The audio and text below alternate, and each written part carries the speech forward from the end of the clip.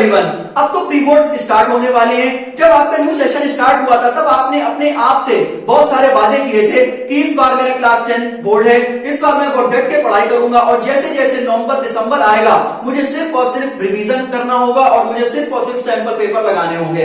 लेकिन धीरे धीरे क्या हुआ, धीरे धीरे स्लोली चुपके चुपके आपने कहा कि अरे अभी तो अप्रैल है, अभी तो मैंने स्टार्ट किया। वो कहते हैं ना कि अभी तो मैंने स्टार्ट किया है। तो बहुत धीरे धीरे, बहुत स्लोली बहुत चुपके चुपके आपके पीरियडिक फर्स्ट एग्जामिनेशन आए और आपने उनको दिया, आप अच्छा स्कोर नहीं कर पाए। उसके बाद आपकी छुट्टियां हो गई तो आप नानी के यहाँ चले गए। फिर आपने सोचा कि हम पढ़ाई करते रहेंगे। फिर आपका पीरियडिक सेकंड हुआ, उसके बाद आपका हाफ ईयरली एग्जामिनेशन हो गया। अब आपके ऊपर बहुत ज्यादा प्रेशर है।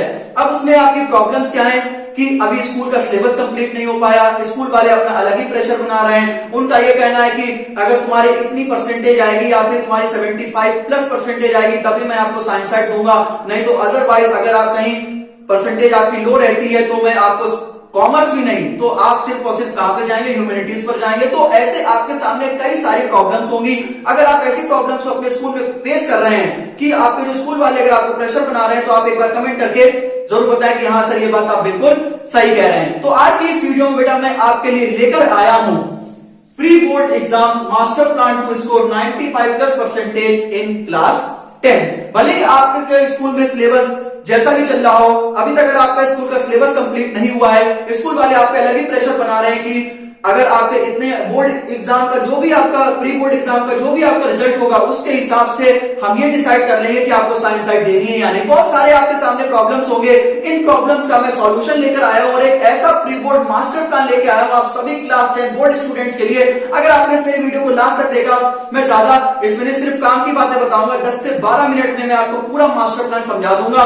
बहुत अच्छा, बहुत यूनिक मास्टर प्लान आप सभी स्टूडेंट्स के लिए है। बिना किसी तरीके से वीडियो को मैं शुरू करता हूं। जैसा कि मैंने अभी आपको स्टार्टिंग में बोला कि जैसे ही आपका अप्रैल मंथ आया था वैसे आपने अपने आप से बहुत सारे वादे किए थे, लेकिन धीरे धीरे जब ये साल गुजरा, धीरे धीरे आपका जो टाइम निकला, फिर अब आपको प्रेशर फील हो रहा है कि सर अभी तक तो मेरा सिलेबस भी नहीं हो पाया है स्कूल से, अभी तक हम सिलेबस अपना कंप्लीट नहीं कर पाए हैं, अभी तक हम अपने आप भी मेरे पास इतना समय नहीं मिल पा रहा है सेल्फ स्टडी के लिए कि हम किस प्रकार से प्लान बनाएं, कैसे चैप्टर्स को पढ़ें, कैसे चैप्टर्स को स्टार्ट करें, कैसे हम चैप्टर्स का प्रॉपर डिवीजन करें कि सर हम कैसे चैप्टर को याद कर सकते हैं, कि कैसे हम समझ सकते हैं, कि जिससे कि एक चीज होती है कि अगर हम एक चीज को समझ जाते हैं, अगर हम हमारी अंडरस्टैंडिंग अच्छी हो जाती है तो हम किसी भी लेवल के क्वेश्चंस को या हम अपने किसी भी एग्जाम को अच्छा कर सकते हैं। तो स्टूडेंट, जैसा कि मैंने आपको बताया कि जो आपके जो प्रॉब्लम्स हैं, अब वो क्या क्या प्रॉब्लम्स हो सकती है कि जो सिलेबस है वो अभी भी लेफ्ट है कि हाँ भाई सिलेबस नहीं हो पाया।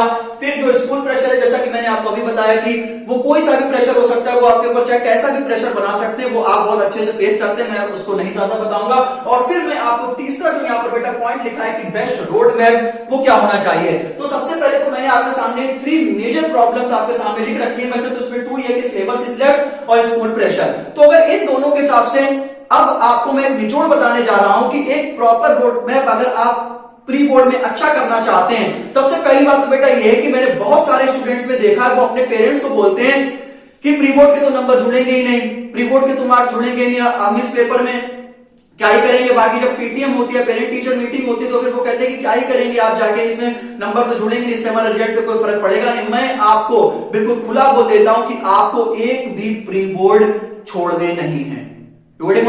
आपको एक भी प्री बोर्ड छोड़ने नहीं है।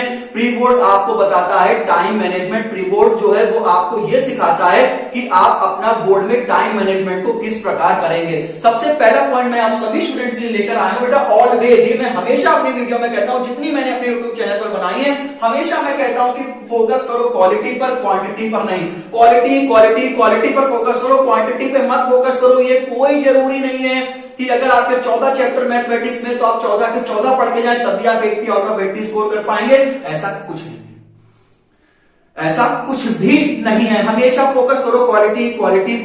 मेरे कहने का मतलब यह कि अगर आपके 14 चैप्टर्स हैं और 14 में आप 8 चैप्टर्स को अच्छे से कर लेते हैं, 8 चैप्टर को अच्छे से कर लेते हैं, तो आप पहले इन 8 चैप्टर पर फोकस कीजिए। अगर इन 8 चैप्टर से क्वेश्चन एग्जामिनेशन में आएंगे तो आपके ये चैप्टर छूटने नहीं चाहिए, क्योंकि 15 दिन में आप इसको कर सकते हैं। अब आपने 8 चैप्टर को बहुत अच्छे से कर लिया, इन पर आपकी पकड़ हो गई। अब उसके बाद जब आपके एग्जाम्स ओवर हो जाएंगे तब आप अपने बचे हुए चैप्टर्स पर फोकस करेंगे। और रेदर देन कि अगर आप पूरे 14 चैप्टर्स को पढ़ लेंगे तो फिर आप क्या करेंगे, आप फिर कंफ्यूज हो जाएंगे जाएंगे कि अरे इतना सारा है, फिर आप क्या करेंगे, इस चैप्टर बचा है, अरे वो चैप्टर बचा है। अरे एक बात बताओ, अगर आपने 8 चैप्टर को कंप्लीट किया है, आपने 1 चैप्टर कंप्लीट किया, उसमें और नहीं होगा। हमेशा मैं आपको एक सीख देता हूं बेटा कि पूरा एक एग्जाम में क्या पढ़ना है ये तो जरूरी है ही, लेकिन एक एग्जाम को अच्छा करने के लिए क्या छोड़ना है, this is the most important thing. एक एग्जाम में क्या पढ़ना ये तो है, लेकिन सबसे जरूरी क्या है कि हमें छोड़ना क्या है, हमें छोड़ना क्या है, ये बात आप ध्यान में रखो। जैसे कि मान लीजिए अगर आप 10 चैप्टर्स को करते हैं तो आपने क्या देखा नहीं कि सीबीएसई के बोर्ड एग्जामिनेशन में और में ऑप्शंस होते हैं, अरे एक चैप्टर नहीं आता हो तो और वाला तो आता होगा, वो हम कर लेंगे। तो मेरी बात को आप समझने की कोशिश करो कि जितने चैप्टर्स को पढ़ के जाओ, क्वालिटी आपके अंदर होनी चाहिए, क्वांटिटी पर मत फोकस करो, नहीं तो जो आता है वो भी भूल जाओगे, नहीं तो जो आता है वो भी भूल जाओगे। आप इस बात को समझिए, क्वालिटी पर आप फोकस करिए, क्वांटिटी को छोड़ दीजिए। 8 चैप्टर को आप करेंगे तब भी आप स्कोर कर सकते हैं। अगर आपको जो फाइनल में आप बोर्ड एग्जामिनेशन देने जाएंगे उसके लिए मैं वीडियो बनाऊंगा, आप अपनी मर्जी से कोई से 4 चैप्टर छोड़ दीजिए, 10th क्लास में किसी भी सब्जेक्ट के कोई भी 4 चैप्टर छोड़ दीजिए, 10 चैप्टर आप तैयार कर लीजिए, आपके बहुत अच्छे नंबर आए, क्योंकि और में भी तो बेटा होता है। रेदर देन अगर आप सब पढ़ोगे तो फिर चीजें मिक्स होने लगती है, कंफ्यूजन हो जाती है। तो इसलिए ये चीज बहुत ज्यादा जरूरी है कि हमें पढ़ना क्या है, और एक और बहुत ज्यादा जरूरी है कि हमें छोड़ना क्या है। तो बेटा सबसे पहली बात तो ये कि आप क्वालिटी पर फोकस करो। दूसरी भी, ये भी मैं कई बार बता चुका हूं कि भाई प्रिपेयर योर ओन नोट्स, भैया अपने नोट्स बनाओ। अब ये सब नोट्स हम कैसे बनाएंगे, अगर आप कोचिंग में अपनी पढ़ रहे हैं तो ठीक है, अगर आपको कुछ भी कहीं भी समझ में नहीं आ रहा है तो आप एक ऐसे टीचर्स आप ढूंढ सकते हैं यूट्यूब पर या फिर कहीं पर भी, आपको जिससे ऑफलाइन टीचर्स भी बढ़िया है। अगर आप कहीं पर भी पढ़ रहे हैं तो आप उनके एक वन शॉट को देख लीजिए और अपने खुद के हैंड रिटन नोट्स बनाइए, अपने खुद के हैंड रिटन नोट्स बनाइए। साइंस में अगर मैं बात करूं, फिजिक्स में जो चैप्टर है इलेक्ट्रिसिटी और लाइट है, उनकी एक फॉर्मुला शीट तैयार करो।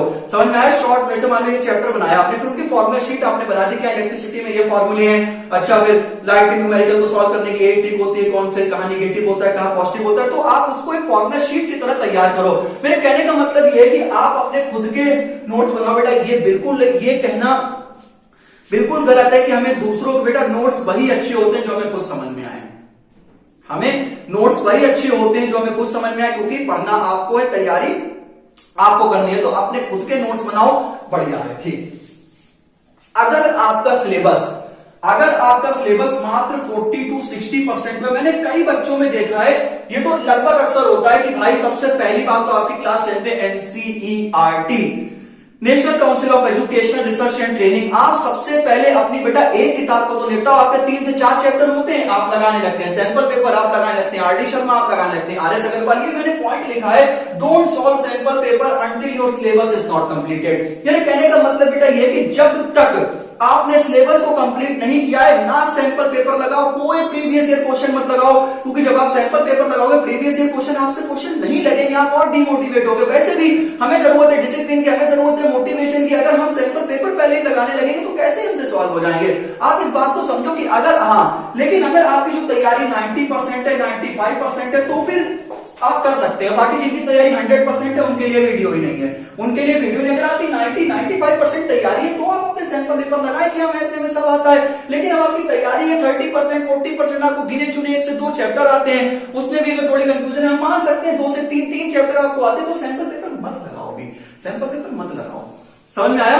ये चीज आप बेटा समझो, क्यों अभी आरडी शर्मा या क्यों आप ऐसी चीजें अभी लगा रहे हो, या क्यों सैंपल पेपर अभी खरीदो? मत खरीदो ना यार, अभी रुक जाओ। अभी ऐसा तो नहीं कि भागे जा रहे हैं कहीं, अभी रुक जाओ, थोड़ा सा अपने आप को समय दो। पहले अपनी एक किताब, 1000 किताब पढ़ने से अच्छा है पहले अपनी एक किताब को पढ़ लें जो हमारी सबसे पहली नीड है। तो आप ये समझे कि आप पहली किताब को पढ़ें जो हमारे लिए सबसे ज्यादा जरूरी है, ठीक है। इसके बाद आप क्या करें, more focus upon weak topics.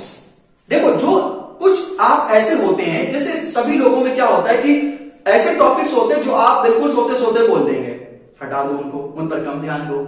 जो आपके वीक टॉपिक्स हैं, अब वो वीक टॉपिक्स कैसे हो सकते हैं? हो सकता है कि आपको इक्वेशन को फैक्टराइज करने में दिक्कत हो रही है, मैं एक एग्जांपल बता रहा हूं। हो सकता है आपको ट्रांसपोजिशन में दिक्कत हो कि आंसर अगर प्लस का होता है तो माइनस का आता है, माइनस होता है तो प्लस का आता है, आपसे सिली मिस्टेक्स हो जाती हैं, तो आप उन प्रॉब्लम को लिखें, अच्छा मुझे ट्रांसपोजिशन में दिक्कत है, अच्छा मुझे ट्रायंगल में ट्रायंगल ढूंढने में दिक्कत होती है, कहां थ्योरम्स वगैरह कहां पे लग रही हैं, आप इनको देखो। जो आपके वीक टॉपिक्स हैं उनकी आप एक अलग लिस्ट बना लो, उनकी आप क्या करो, अलग लिस्ट बना लो। उन्हें 1 बार करो, 2 बार करो, 3 बार करो, 4 बार करो, आएंगे कैसे नहीं।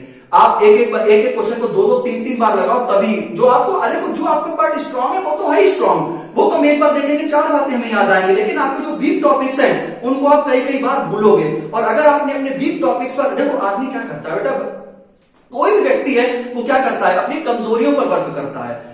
जो उसकी कैपेबिलिटी है उसको तो वो करता ही है स्ट्रॉन्ग, लेकिन वो सबसे ज्यादा अपने वीक पोर्शंस को देखता है कि हम वीक कहां पे हैं, कमजोर कहां पे हैं। तो हम अपनी कमजोरी को, हम अपने जो कमजोर जहां पर है हम अपने उस पार्ट पर फोकस करते हैं। तभी मैंने लिखा है कि more and more focus upon the weak topics. ठीक, उसके बाद स्टूडेंट्स मैं आता हूं सीधा एक यहां पर, मैं आता हूं सीधे यहां पर लिखा है मैंने टाइम मैनेजमेंट। जो प्री बोर्ड होता है वो बच्चों टाइम मैनेजमेंट सिखाता है। प्री बोर्ड को, एक भी प्री बोर्ड को अपने मिस मत करना, क्योंकि मैंने कई बार कई ऐसे केस देखे कि बच्चों का मैथ का पेपर छूट जाता है, बच्चों का एसएसटी का पेपर छूट जाता है, बच्चों का इंग्लिश का पेपर छूट जाता है, हिंदी में तक वो क्वेश्चन छोड़ाते हैं। क्यों? क्योंकि उन्हें लिखना ही नहीं आता है, क्योंकि उन्हें लिखने की उन्होंने कभी प्रैक्टिस ही नहीं करी, कभी टाइम मैनेजमेंट ही नहीं किया। और आप अपना टाइम मैनेजमेंट को बचा के रखें। एक चीज और जो मैंने कई बच्चों में देखी कि अगर मान लीजिए आपका एग्जाम 9 बजे शुरू होता है तो 8:45 पे एग्जैक्ट आपको क्वेश्चन पेपर मिल जाता है और आप 8:45 पे आप क्या करते हैं, लिखने लगते हैं। अरे बेटा नहीं यार, सीबीएसई ने क्या किया है, 15 मिनट पढ़ने के लिए दिए हैं। ये 15 मिनट डिसाइड करते हैं कि आपका पेपर अच्छा होगा या आपका पेपर खराब होगा।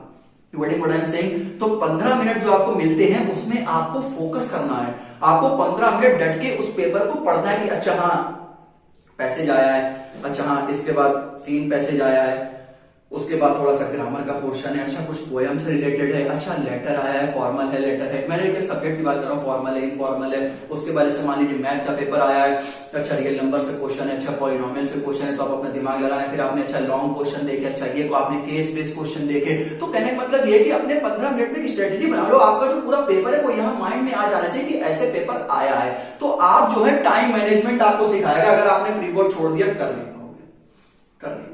तो time, pre boards is all about the time management. Pre boards आपको स्किल सिखाता है, आपको बैठने का तरीका बताता है कि आपको 3 घंटे कैसे पेशेंस से डट के बैठना है। समझ में आया? तो आप, मेरा मानना है, ये मैं रिक्वेस्ट करता हूं आपसे कि प्लीज आप अपने प्री बोर्ड को ना छोड़ें। उसके बाद मैं आपसे कई बार कह चुका हूं कि जितना आप लिखेंगे उतना आप बेहतर बनेंगे। ये मैंने बढ़िया सा लिखा है, राइटिंग प्रैक्टिस। जितना आप लिखेंगे उतना या बेहतर बनेंगे। मैंने अपने यूट्यूब के बायो में भी लिख रखा है कि जितना आप लिखेंगे उतना या बेहतर। चीजों को लिख कर देखो, चीजों को लिख कर देखो। अब मैं आता हूं अपने सबसे बेस्ट मोटिव पे इस वीडियो की कि प्रेजेंटेशन इज एवरीथिंग। एक स्टूडेंट है कि जो सब कुछ पढ़ के जाता है, लेकिन एक स्टूडेंट है मान लो 70% 80% सिलेबस को कंप्लीट किया, लेकिन वो प्रेजेंटेशन प्रॉपर अच्छे से बना के आता है। प्रेजेंटेशन का मतलब क्या है कि जैसे सॉरी 637 क्वेश्चंस हैं, आप क्या कर रहे हैं, question number first, question number 30, question number 29, question number 25। ऐसा नहीं करना है। या तो आप सीरियल वाइज करें, क्वेश्चन 1 2 3 4। वैसे मेरा मानना है कि आप लॉन्ग से सबसे पहले स्टार्ट किया करें, क्योंकि जब आप लॉन्ग क्वेश्चन को करते हैं तो एक प्रोग्राम रोड मैप आप में तैयार हो जाता है। लेकिन सीरियल वाइज करें, सेक्शन ए कर रहे हैं तो सेक्शन ए के सारे क्वेश्चन ऊपर बढ़िया सी हेडिंग डाल दें, सेक्शन ए। सेक्शन बी कर रहे हैं तो सेक्शन बी के सारे क्वेश्चन। अब सेक्शन ए में सेक्शन सी नहीं होना चाहिए। समझ में आया? सीरियल वाइज किया करो, सीरियल वाइज कॉपी चेक करना। ऐसे कई बार हो चुका है कि 2 नंबर के क्वेश्चन में 1 नंबर मिल जाता है और 4 नंबर के क्वेश्चन में 2 नंबर मिल जाते हैं। ऐसा होता है क्योंकि टीचर क्या करता है, कॉपी अपने सिस्टमैटिक वे में चेक करता है। अब भाई तुम एक क्वेश्चन लिखो, फिर वो बार बार पन्ने पर लट रहा है, तो वो यार उसका दिमाग खराब होता है। और अगर आपने ऐसा किया तो आपके नंबर जरूर कटेंगे। तो अपनी प्रेजेंटेशन को ज्यादा अच्छे से दो। तो व्यक्ति, स्टूडेंट प्रेजेंटेशन अपनी अच्छी देता है, वो व्यक्ति कहता है कि अरे पेपर तो मेरा बहुत अच्छा हो, लेकिन जब रिजल्ट आता है तो मार्क्स उसके ज्यादा अच्छे होते हैं जिसकी प्रॉपर प्रेजेंटेशन होती है। तो मेरा कहने का मतलब ये है कि आप प्रेजेंटेशन को ज्यादा अच्छे से अच्छा बनाने का प्रयास करें। उसके बाद स्टूडेंट्स में आता हूं कि जो प्री बोर्ड का जो एग्जाम है, ये लिखा बेटा मैंने, प्री बोर्ड का जो एग्जाम जो है वो काफी टफ आएंगे। मैंने देखा है लगभग 95 या 100% जो स्कूल्स है वो इस बार प्री बोर्ड का पेपर टफ बनाएंगे, चाहे वो कोई सब्जेक्ट हो। ऐसा क्यों? क्योंकि जब हमें आपको मेन लड़ाई तैयारी करने भेजना है तो क्या हम आपको छोटे मोटे हथियार देंगे? ठीक है ना, हम आपको एक हार्ड ट्रेनिंग देंगे, हम आपको सख्त बनाएंगे, हार्ड बनाएंगे, तभी हम आपको एक सॉलिड बनाएंगे कि ऐसा नहीं कि आप बिखर जाएं। समझ में आया? हम यहाँ पे कोई लिक्विड या गैस आपको नहीं बनाना चाहते, हम बनाना चाहते हैं आपको सॉलिड, इसमें आपका फोर्स ऑफ अट्रैक्शन बहुत ज्यादा हो, इसमें आपकी ताकत बहुत ज्यादा हो, आपका मोटिवेशन बहुत ज्यादा हो। तभी हम आपको एक ऐसा पेपर बनाएंगे जो थोड़ा सा टफ हो, जिससे कि आप क्या करेंगे, ज्यादा ज्यादा क्वेश्चंस की प्रैक्टिस करेंगे, क्वेश्चन को ज्यादा अच्छे लेवल पे लगाएंगे, आप चीजों को अच्छी तरह से बेहतर ढंग से समझ सकते हैं, समझने की कोशिश करेंगे। नहीं आएगा आप डिस्कस करेंगे, स्ट्रेटेजी पूछेंगे कि हाँ सर ऐसे कर सकते हैं, हाँ सर वैसे कर सकते हैं। तो इस प्रकार से मेरा मानना है कि एग्जाम टफ आएंगे। और जाते जाते मैं ये वीडियो में कह देना चाहता हूं कि आपके स्कूल वाले चाहे आपसे कुछ भी कहें कि अगर आपका प्री बोर्ड अच्छा हुआ तो बोर्ड में तुम अखबार में नाम आ जाएगा, प्री बोर्ड अगर डाउन हुआ तो आपके बोर्ड एग्जाम में नंबर, बोर्ड एग्जाम भी डाउन होगा। ऐसा कुछ नहीं है। वो कह रहे हैं कि हम तुम्हें साइंस साइड नहीं देंगे। अरे तुम कौन होते हो देने वाले भाई? तुम कौन होते हो देने वाले? देने वाला सिर्फ एक ही होता है, वो है गॉड। चिंता मत करो बिल्कुल भी, जो भी आपसे कोई कुछ भी कहे, लेकिन बस एक बात आप स्टूडेंट्स मेरी ध्यान से सुने। अगर आप पढ़ रहे हैं, अगर आप पढ़ रहे हैं तो आप अपने लिए पढ़ रहे हैं। समझ में आया? आपको अपने आप को पढ़ना है, अपने आप को जिताना है, अपने पेरेंट्स को आपको अच्छा करके दिखाना है। ये बात आप अपने दिमाग में डाल लें। स्कूल वाले कहते हैं कि हाँ बस सुन लो, हम तुम्हें साइंस साइड नहीं देंगे, ठीक, ले आना 90%, देखते हैं किसकी दम है रोक ले। समझ में आया? ले आना 95%, देख ले किसकी दम है जो तुम्हें पीसीआर है। वो खुद तुम्हें बुलाएगा फोन करके कि हाँ क्या, पहले तो वो तुम्हें खुद जो तुमसे कह रहा है, फिर वो तुम्हें खुद बता देगा कि बेटा आ जाओ मेरे स्कूल में एडमिशन ले लो, ठीक है ना? ये बातें दोगुली होती हैं। समझ में आया? एक बात और, अगर आपसे पहले तो आपसे ये कहेंगे, पहले तो प्रेशर बनाएंगे कि ये करो वो करो, फिर जब आपके पहले कहेंगे नहीं ला पाओगे नंबर ले आओगे, तब कहेंगे आ जाओ बेटा, मुझे तो पता था तुम ले आओगे। तो ये दोगुलेबाजी होती है। समझ में आया? आप एक बात ध्यान रखें बेटा कि आप अपने लिए पढ़ रहे हैं, आपको अपने आप को जिताना है।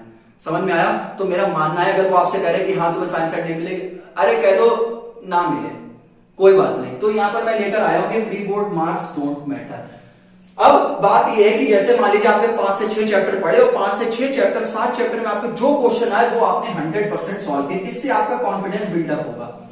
इसके बाद आपको जो 5-6 चैप्टर से अब आपको कॉन्फिडेंस आ गया, बहुत अच्छी बात है। अब मुझे कॉन्फिडेंस आ गया कि मैंने 5-6 चैप्टर्स को अच्छे से कंप्लीट कर लिया, अब मैं आगे के चैप्टर्स को पढ़ूंगा। तो जो आपका टाइम बचेगा उसमें आप आगे के चैप्टर्स को पढ़ सकते हैं, फिर आप प्रीवियस ईयर क्वेश्चंस को लगा लेना 6 से 7 साल के बस।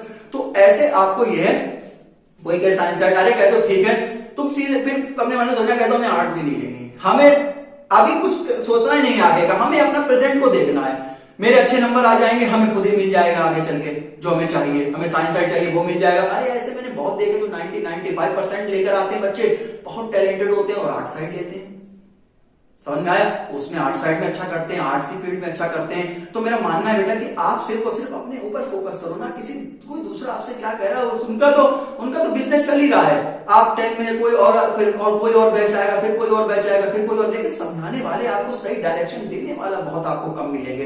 तो मेरा मानना है कि आप सिर्फ और सिर्फ जो भी पढ़ के जाए वो आप क्वालिटी पर फोकस करें, क्वांटिटी पर नहीं, ठीक है ना? आप कहेंगे सर ये तो अब जैसे मेरे मार्क्स जो है, फिर अगर ऐसे मान लीजिए, और ये कभी मत कहना कि प्री बोर्ड के तो नंबर जुड़ेंगे ही नहीं, आप मत ही, आप क्या ही करेंगे, आप क्या ही करेंगे देख के नंबर हमारे, तो ऐसा कुछ नहीं है, ठीक है ना? शेयर करा करो अपनी प्रॉब्लम्स को अपनी फैमिली मेंबर से, शेयर करा करो अपनी प्रॉब्लम जो आपके बहुत ज्यादा क्लोज हो, शेयर करा करो अपनी प्रॉब्लम जो जिन टीचर को आप अपने बहुत अच्छा मानते हो, जिन्हें आप देखो, कुछ टीचर्स, मेरा मानना है सभी टीचर्स अपने आप में बेहतर होते हैं। जो टीचर्स जो अब एक टीचर का मानना है वो आपको अच्छा ही ज्ञान देगा। तो मेरा मानना है बेटा, अगर आपको देखो, अगर आपको विश्वास है अपने टीचर पर कि ये मेरी बात किसी से नहीं कहेंगे, तो उनसे शेयर करो कि सर मुझे ये दिक्कत हो जाती है, आप अपनी पर्सनल प्रॉब्लम से आप शेयर कर सकते हैं। तो वो ऐसा नहीं है कि वो कहीं कहा है, ऐसा कुछ नहीं होता। अगर आपको किसी टीचर पर भरोसा है तो भरोसा कोई ऐसे तो हो नहीं जाता है। अगर आपको टीचर पर भरोसा है कि हाँ ये एक ऐसे टीचर है जो मेरी बात को किसी से नहीं कहेंगे और मुझे एक अच्छी डायरेक्शन देंगे, तो आप उनसे जरूर शेयर करा करो, क्योंकि प्रॉब्लम जैसे आप फैमिली मेंबर के साथ, अपने फादर के साथ, अपने मदर के साथ शेयर करेंगे तो आपको चीजें अच्छी लगेगी, आपको फिर आपका जो दिल है वो हल्का हो जाएगा कि अरे यार हमने अपनी प्रॉब्लम शेयर कर दी। और अपने घर वालों के संग बैठा करो, जो आपके बाबा हैं, आपकी दादी हैं, जो बड़े बुजुर्ग हैं, उनके संग बैठा करो, अलग मत बैठा करो कमरे कि हाँ दिन भर हम फोन चला रहे हैं, दिन भर इंस्टाग्राम चला रहे हैं, रील्स को स्क्रॉल करो, उससे कुछ नहीं होगा यार। अपने घर वालों से बैठा करो, अपने मदर फादर के साथ थोड़ी देर टाइम स्पेंड किया करो, क्योंकि सब वैल्यूएबल चीजें होती हैं। ये सब चीजें आपको बहुत अनुभव देंगी। किताबी ज्ञान तो आपके लिए जरूरी है, बाकी आपके जो बड़े बुजुर्ग है, खास तौर से बाबा दादी, वो तो आपको, उन्होंने पूरी दुनिया देखी है बेटा, तो वो आपको ऐसी ऐसी चीजों को बताएंगे जो आपके लिए अच्छी है। बाकी तो हम बातें आपको और अच्छा तरीके से हम आपको समझा सकते हैं, लेकिन मेरा मानना है, जैसे मैं, चाहे मुझे अपना बड़ा भाई समझे, चाहे मुझे सर समझिए, चाहे अपना, मतलब जो भी आप मुझे समझ सकते हैं, आप जो भी कह सकते हैं आप वो कह दीजिए, लेकिन मेरा मानना है आप सिर्फ अपने आप को बेहतर बनाए। जहां से आपको अच्छी बातें मिल रही हैं वो आप स्टोर करें। जो स्कूल वाले कह रहे हैं अरे छोड़ो, हम प्री बोर्ड पर फोकस करेंगे, हम कलम से अपना जवाब देंगे, let do my pen talk, वो कहते हैं ना कि हम अपने कलम से ही अपना जवाब देंगे। तो स्टूडेंट्स में आप चाहें तो इसका स्क्रीनशॉट ले सकते हैं। मैंने बहुत अच्छे से और कम समय में, मेरा मानना है कम समय में मैंने आपको बहुत अच्छे से एक मास्टर प्लान समझा दिया, और इसको अप्लाई करके देखो, मजा ना आए तो कह देना। इसी के साथ मिलता हूं नेक्स्ट वीडियो में। घबराने की बिल्कुल जरूरत नहीं। Don't compare your mind with others, it will destroy your mindset. फिक्र करता है क्यों, और फिक्र सिर्फ होता है क्या, और कर ले आज खुद पर भरोसा, और देख फिर होता है क्या। तो thank you so much. I hope आपको वीडियो अच्छी लगी होगी। तो उसी प्रकार से मिलता हूं नेक्स्ट वीडियो में, तब तक अपना ध्यान रखें। जय हिंद, जय Bharat. Thank you so much.